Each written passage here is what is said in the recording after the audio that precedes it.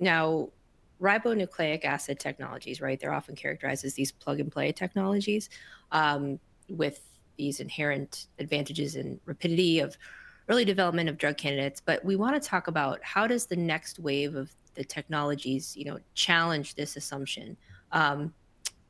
Specifically what I want to talk about is, how are previous generations of the technology actually plug and play, and what are the lessons that connect the next generation of RNA engineers take from the previous iterations of the technology? Nathaniel, I'll start with you if that's okay. Yeah, full disclosure here, I used to be one of the culprits who used to talk a lot about these types of technology in terms of being plug and play, and that is absolutely totally not true at all. And we ended up doing a lot of experiments that show that if you think about the different components to the drug product, it's whatever version of the RNA that you're using, it's whatever version of the gene that you're encoding, and it's the fat bubble or the polymer bubble that you're using to deliver it.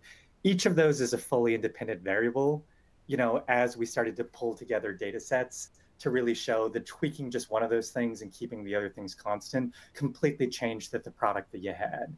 And the reality is that the attraction of RNA is that can accelerate drug development. I mean, we saw that with the pandemic and how quickly it could create candidates.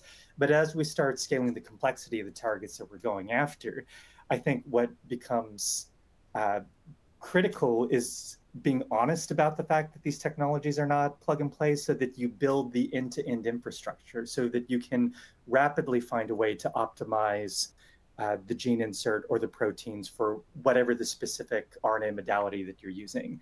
A rapid way to optimize the RNA itself, whether it's sequence-based, whether it's vector-based, whether it's the UTRs or the non-coding regions, just whatever people's secret sauce is, being able to do that in a very tractable way. And then what is the best delivery composition to be able to use, whether it's an LNP, whether it's a polymer, how do you get that data?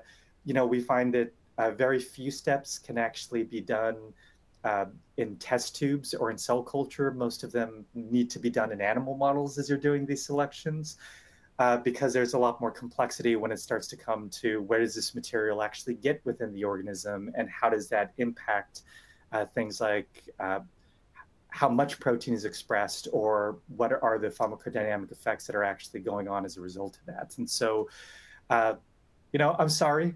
I'll apologize to the field for whatever contribution I made to advancing the idea of plug and play, but now I'm the complete opposite. And I think we need to just apply good drug development principles here and really build up the infrastructure for all of these individual pieces. I think you're very much, for all the wonderful work you're doing, you're very much forgiven. That's Sam, I have a question for you. What is the value of specification or specialization, excuse me, on one aspect of the product versus maybe, end-to-end integration when developing new products, whether it be novel vectors, novel delivery, that type of thing, even, advantage manufacturing? What do you think there?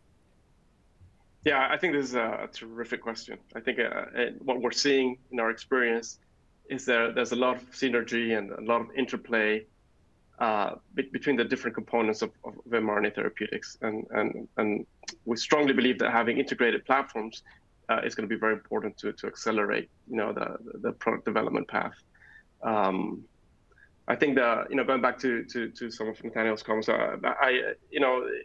thinking of this as completely plug and play is one extreme, but I do think there is a plug and play component to it as well. That when we're manufacturing this RNA through cell-free systems, some aspects of these, like for example the yield, the purity profiles, and the formulation stability behaviors can be quite reproducible. But that's assuming that we stick to exactly the same excipients, exactly the same type of formulations, and exactly the same RNA format modalities. Once we start tweaking those things, then that's where having an integrated platform, I think, it's very useful, because it helps you to accelerate the process development in a way that it's possible to do with CDMOs. But that back and forth and technology transfer and collecting the information and thinking how you're gonna troubleshoot, I think could be done in more efficient ways if some of these things can be brought in house. So, for example, interactions that we have seen recently as we are approaching our first in human for our first product, NTX-250 for cervical dysplasia and cervical cancer, is that, for example, very late stage, we saw some higher levels of subvisible particles so they're not very visible aggregates, and you cannot detect them when you look at your nanoparticles by DLS, but they sit somewhere in this middle range that people sometimes don't think about it until the final step. So when we saw this, it's okay. How are we going to solve this? And we kind of started to decrease the subvisible particles by making changes to our excipients. But a main big driver was that we do our nanoparticle generation with microfluidic chips, right? And so we thought, okay, what happens if we start playing with the architecture of the mixing and the flow rates? And immediately after 2 or 3 experiments, we said, wow, okay, this now we're seeing completely different patterns of subvisible particles, and in about a month, we're able to get this to the point where we were very safely below the USP release guidelines. So that's just kind of one example where if we were to have done this with the CDMO, I think it's something that could have stretched for a much longer period of time.